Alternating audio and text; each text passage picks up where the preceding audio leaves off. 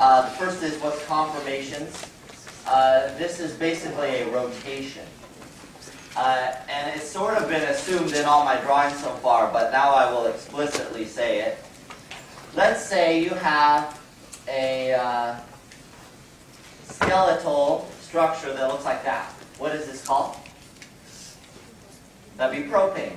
You don't have to draw it like this. This would be identical to drawing it like this. Or you could draw it like this. Or you could draw it like this.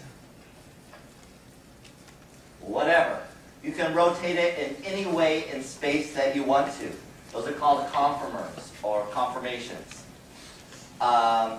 Because what happens, they're all single bonds, and single bonds can freely rotate in space, all kinds of different wiggly positions, like a snake. So it does not, these are all still propane, they're all the same molecule. They're just oriented in space differently. So don't let that throw you. So if I draw a molecule like this, okay, that is really, what's the longest chain here? 1, 2, 3, 4, 5, 6, 7. So this is the same as drawing this, with 2 methyl groups on the 1, 2, 3, and the 5. 1, 2, 3, and 5. Those are the same. Those are called conformers, just rotating them differently. Here I drew the main chain just kind of wiggly, and here I drew it just straight up, zigzagging straight across the page, with these 2 methyl groups now pointing downwards. So those are conformers of each other. Those are equivalent structures. And when you take the big time OChem, if you do, you'll get more craziness than this, but that's just to show you that you can draw it different ways. Isomers, specifically structural isomers first, or what's called constitutional. Same thing. Constitutional or structural isomers. Isomers are when you have the same molecular formula, but the compound is different. So you reattach bonds, move things around spatially. The constitutional specifically is when you have different connectivity. Okay? So an isomer, same molecular formula, different compound. Structural specifically is when the connectivity changes. So I'll give you an example.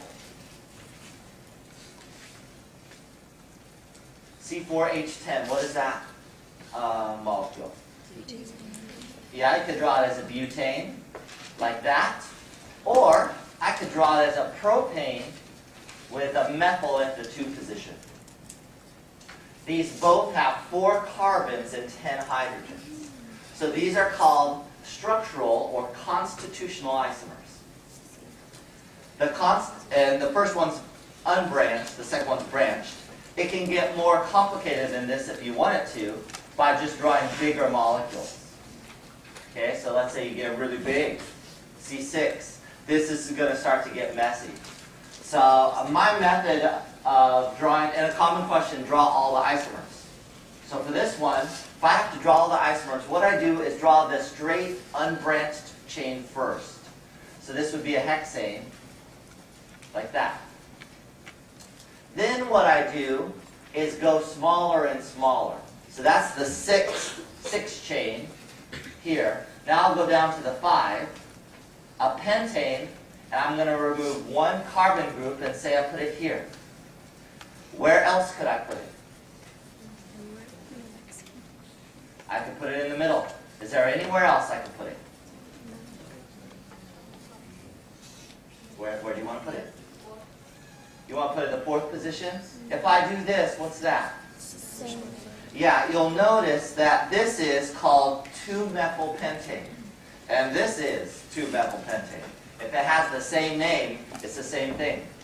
If I see Bob Nguyen in one place, and then I see Bob Nguyen somewhere else, that's the same humanoid.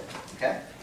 So, go down to 4, and then Now I have 2 carbons to attach. So I can attach them in a lot of places. I could put them both here. I could put them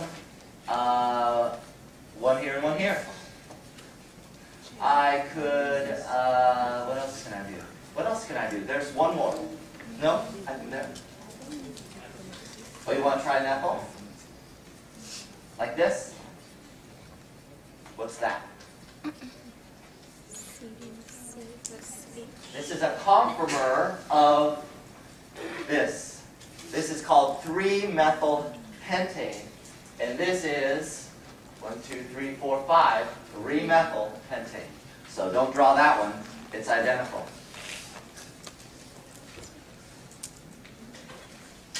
Okay, I think I got them all. So there's a total of, for this one, 1, 2, 3, 4, 5.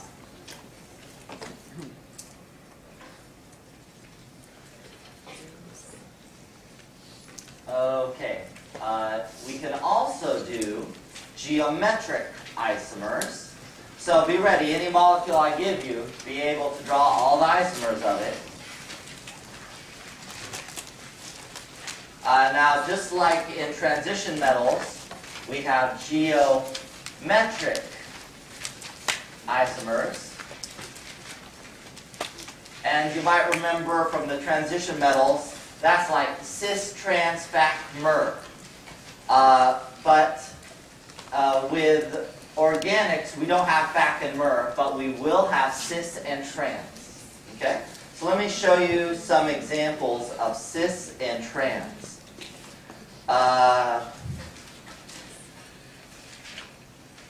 Let's say I have a double bonded species and 2 chlorines here.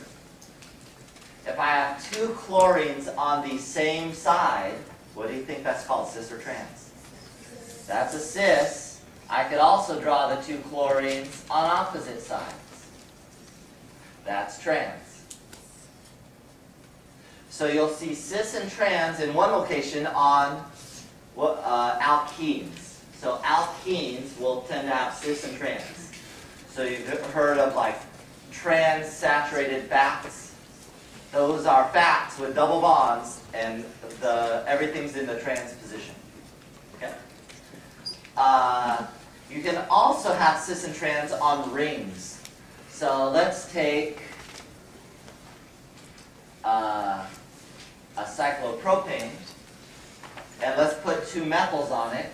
I can put a methyl pointed up and a methyl pointed down on another position. What do you think that's called? This is trans. They're on the opposite sides of the ring. One's pointed kind of, well, I do that kind of funny, but yeah, I should have made this the triangle. This the dash. Okay.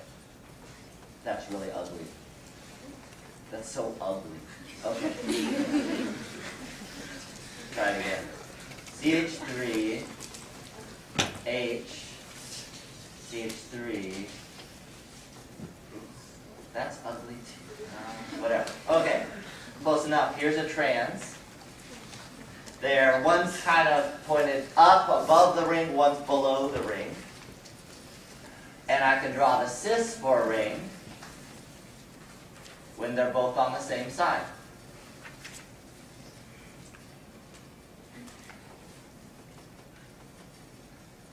Okay? So you can have cis and trans for rings, cis and trans for alkenes. So, for example, if you were going to name this, normally you'd name it 1,2-dimethyl cyclopropane. Okay? 1,2-dimethyl cyclopropane. Now that it has this geometric part, you'd say trans 1,2-dimethyl cyclopropane. So you need to put the trans in front. This would be called cis 1,2-dimethyl cyclopropane. Yeah? Does it matter what side it's pointing or if it's on the same plane? Oh, I see what you mean. Does it matter if they're both up or both down? Yeah, It doesn't matter. That's not important for the name. You'll actually find if the 2 methyls were down instead of up, it'd be the same structure. You could rotate it